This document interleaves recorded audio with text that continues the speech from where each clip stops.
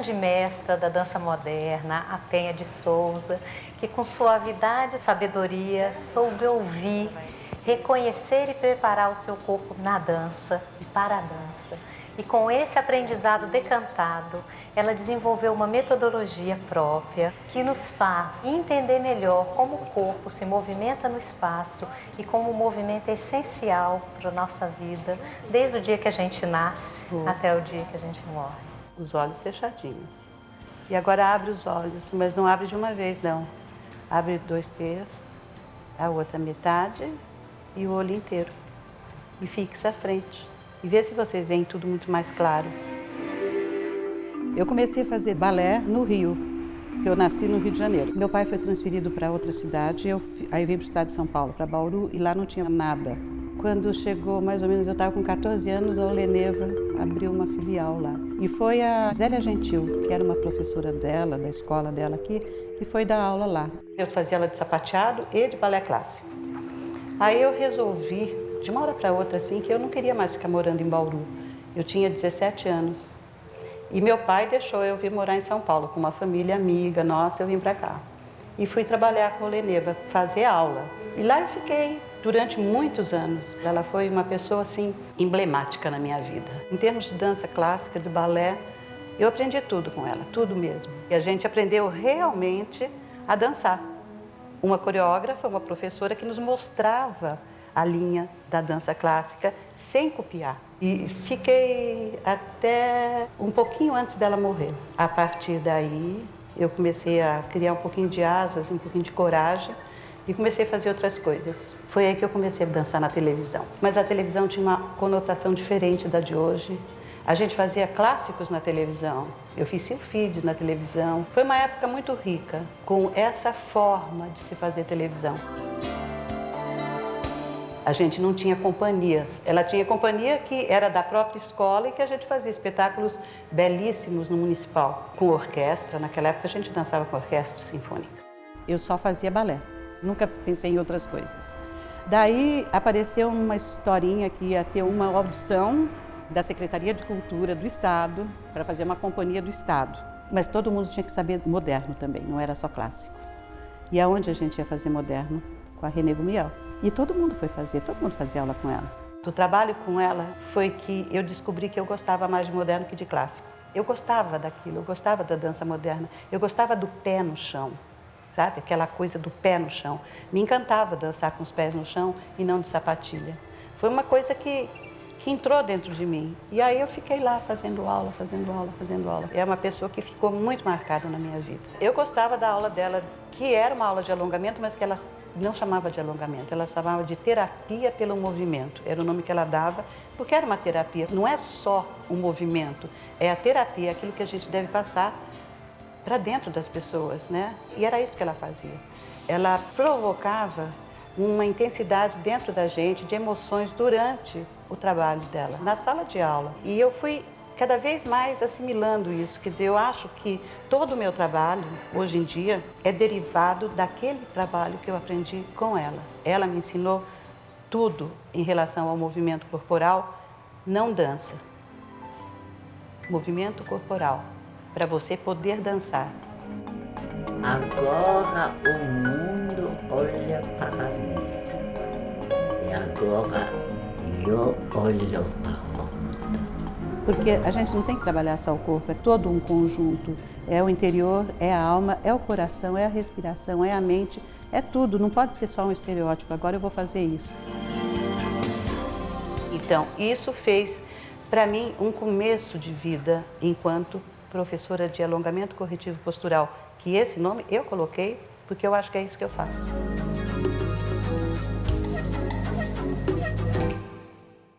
Você teve primeiro a sua grande mestra, né, a Oleneva, depois nós tivemos outra grande mestra, a Renê Gumiel, e uma outra grande mestra, a Marta Graham. A inspiração dessa técnica que foi se decantando com o tempo e que se transforma, mais uma vez, sob a sua perspectiva e a tentativa de entender esse funcionamento do corpo de uma forma harmoniosa. A Clarice Abujamra estava nos Estados Unidos há uns 2 anos já fazendo só aula de Graham. E ela voltou para o Brasil. E quando ela voltou, ela dava aula no espaço da Márica. Foi dar uma aula experimental, na realidade, para a gente conhecer a técnica de Graham. E eu adorei. Aí eu esqueci do balé, eu esqueci de tudo, eu só pensava naquela técnica. E aí eu resolvi ir para os Estados Unidos. Eu fui fazer aula lá na Graham. Eu não fiz aula com a Graham, nunca. Eu fiz aula com uma professora que chamava Johnny Lewis. E foi com essas aulas que eu aprendi realmente essa coisa que eu acho que é a técnica de Graham.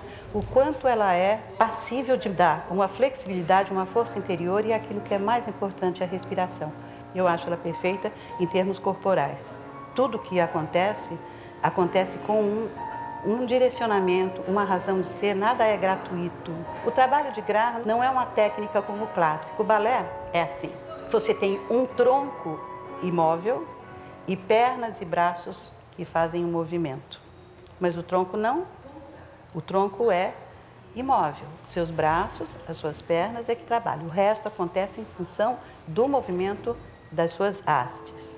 E técnica de Graham é ao contrário. Trabalha o seu tronco, do ombro à pelvis.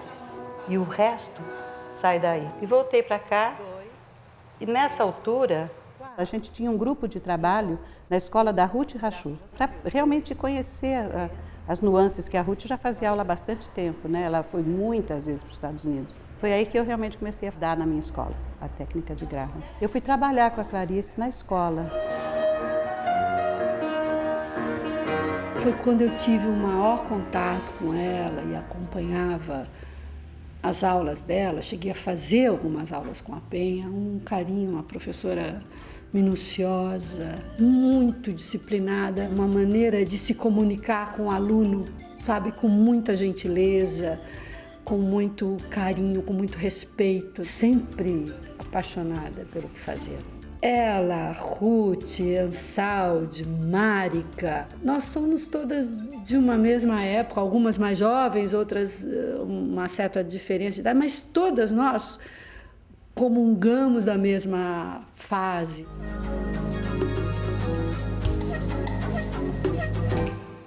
A década de 70 foi muito rica em dança aqui em São Paulo. Tinha muitas pessoas trabalhando com grupos independentes. A gente tem a fundação do Balé Estágio em 71, o GED em 73, Aí, já é o GED 73. 74, o processo de modificação do Corpo de Baile Municipal, com Antônio Carlos Cardoso e Elésio Cardoso à frente, a criação do Cisne Negro em 77. Assim que eu formei companhia, assim que a escola já tinha alunos mais adiantados, é claro, eu chamei a Penha para que viesse contribuir com o nosso trabalho, porque o bailarino precisa ter uma bagagem bastante diversificada. Então, toda a experiência da Penha dando aula foi muito bom. Eu fiz 2 coreografias no início da companhia. No início da companhia.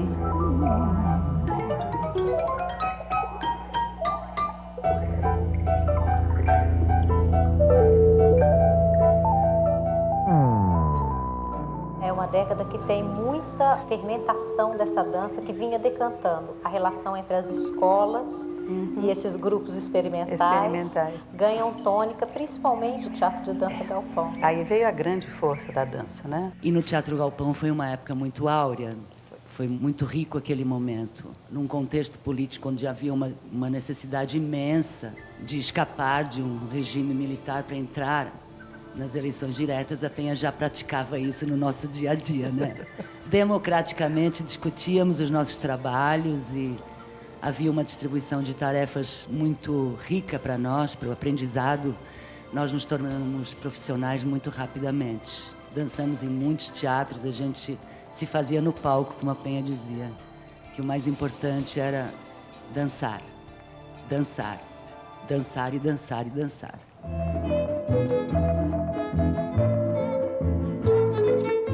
Para mim foi a época de ouro da dança em São Paulo, 70, 80. Grupos que ficaram, bailarinos maravilhosos, que uma grande maioria foi embora do Brasil e fizeram grandes carreiras lá fora. E quem ficou aqui continuou esse trabalho. Tem muita gente ainda dessa época trabalhando.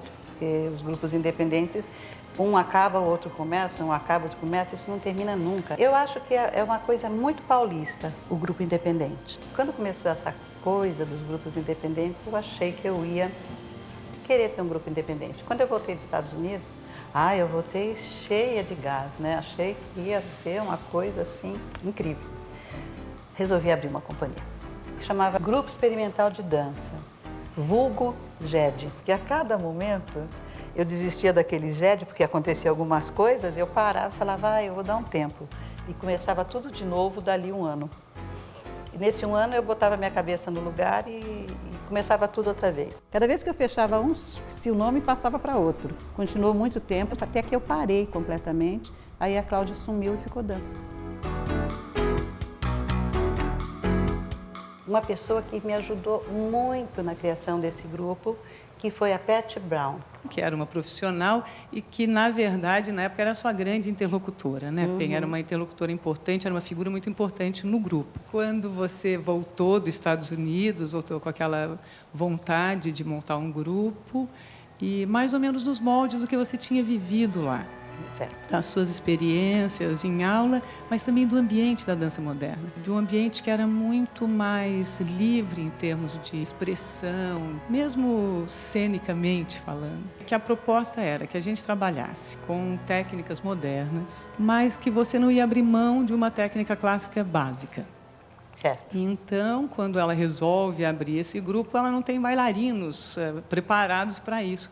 Eu fui acreditando porque eu via talento nelas. Todas faziam alguma outra coisa de faculdade, mas não, dança era o hobby. Eu faço parte desse grupo que era formada em física e virou bailarina nas suas mãos. Nós tínhamos uma diversidade de aulas e de técnicas para explorar, mas além disso, muito mais do que isso, a Penha promovia o criador-intérprete. Ela incentivava a pesquisa de corpo e como entender o seu corpo e o movimento de dança. Era muito mais importante subir no palco e dar um recado do que colocar a perna na orelha, como ela mesma dizia. O principal desse sanduíche era tirar da gente o talento que todas nós poderíamos ter e trazer para o mundo.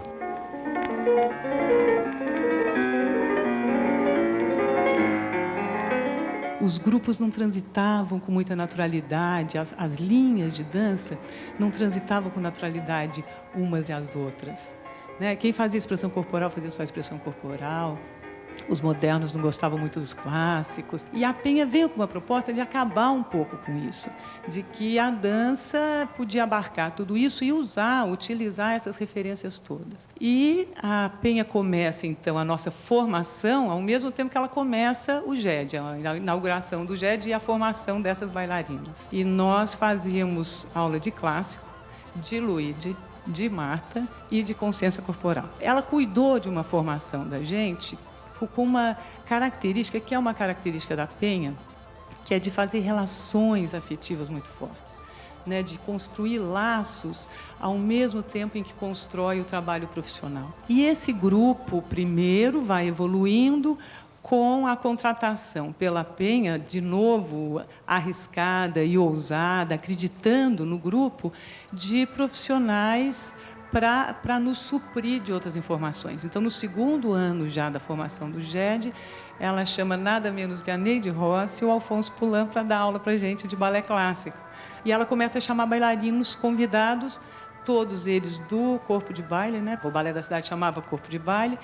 Então, dança com a gente o Dimitri e a Sônia Mota. E, além dos bailarinos convidados, ela tem a ousadia de convidar coreógrafos fantásticos. A gente queria experimentar várias coisas. Eu não sei se todo mundo queria experimentar, mas eu queria experimentar nas pessoas que trabalhavam comigo, essas pessoas que eu gostava. Então, o grupo evoluiu com o mesmo jeito, com o mesmo tom caseiro e apaixonado, mas com muitos profissionais nos puxando para cima. Nós que, na verdade, éramos meninas inexperientes, entre 16 e 20 anos, né? E que carregamos até hoje essa paixão e esse agradecimento.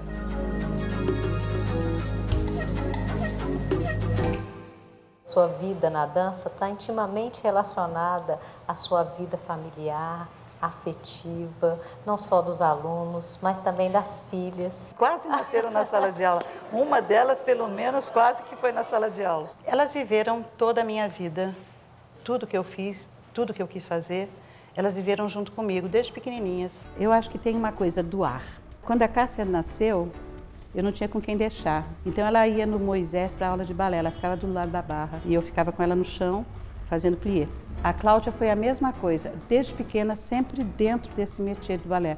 Eu nunca obriguei elas a fazerem nada, sabe? Nunca falei, agora você vai fazer aula. Nunca foi essa a minha visão de que o filho tem que fazer aquilo que a mãe faz, ou a filha, né? Não tem jeito, a gente foi vivendo essa vida dentro dessa arte. Elas foram criadas dentro da dança. É como uma raiz, é que eu me sinto assim, sabe? Eu me sinto como uma raiz. Saiu tudo e continuaram no mesmo métier. Acho que o que eu tenho para falar sobre a minha mãe e que contaminou a gente, né?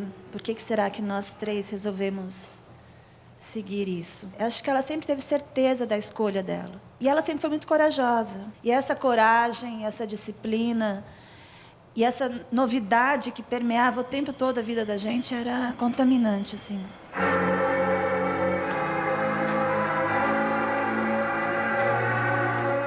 Realmente ela nunca forçou a gente, ela só obrigava a gente a ficar na escola. Mas ela... Porque ela pegava a gente na escola, correndo e atrasada, não dava tempo de almoçar e a gente ia para a escola. E a gente gostava porque era fantástico, era uma delícia. E a gente ia assistir os espetáculos, a gente ia na televisão ver ela dançar.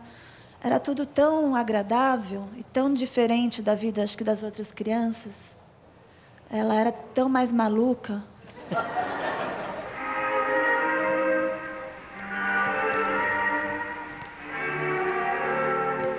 Mas o mais forte que ficou foi essa questão de o quanto ela tem uma visão generosa com os alunos, que eu acho que eu herdei nas minhas aulas, e de não julgar, e de não colocar limite, de não colocar impossibilidades para os alunos dançarem. Todo mundo tem direito de dançar e de se mexer, não importa sua cor, seu tamanho, seu talento. 2,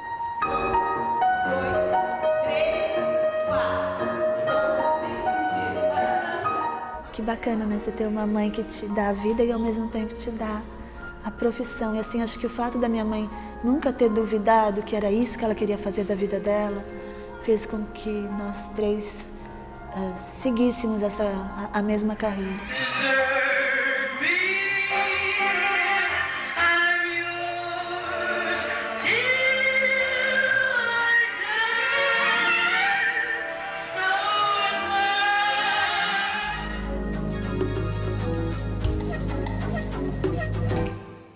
Paralelamente ao seu trabalho com as suas escolas, que foram também se transformando, assim como o grupo foi se transformando. A dança te levou também para outros lugares do Brasil. Um deles que você me contou com muito carinho foi Florianópolis. Foi. Florianópolis foi uma época boa para mim. Eu trabalhei muito tempo indo e vindo para Florianópolis, isso eu acho que nos anos 80. Eu ia para o estúdio de dança da Jussara Terrates. Trabalhei com um grupo que chamava Grupo D. Aí, quando eu estava lá, me chamaram para dar aula num lugar perto de Florianópolis, assim, 1 hora de viagem, que chama Jaraguá do Sul. Me convidaram para ir para montar uma companhia de dança de um lugar que chama SCAR. E lá nessa SCAR a gente formou essa companhia com gente muito jovem. Depois de um certo tempo não deu mais.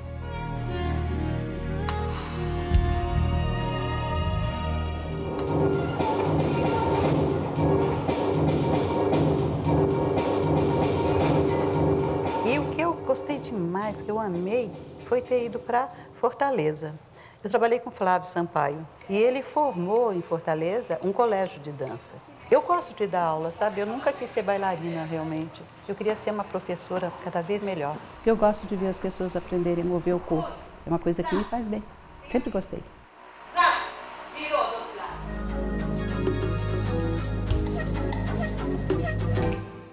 Ela batizou essa técnica de alongamento corretivo postural. É um alongamento que vem do teu interior, da tua consciência corporal. A base do meu trabalho é a base que eu trouxe da René Gumiel, que eu fui modificando de acordo com o que eu fui fazendo. Eu fui fazendo pilates, fui fazendo yoga. Eu acrescento cada dia mais coisas, para mim não está fechado. Eu ainda tenho muita coisa para aprender. A aula dela reflete essa pesquisa constante que ela tem.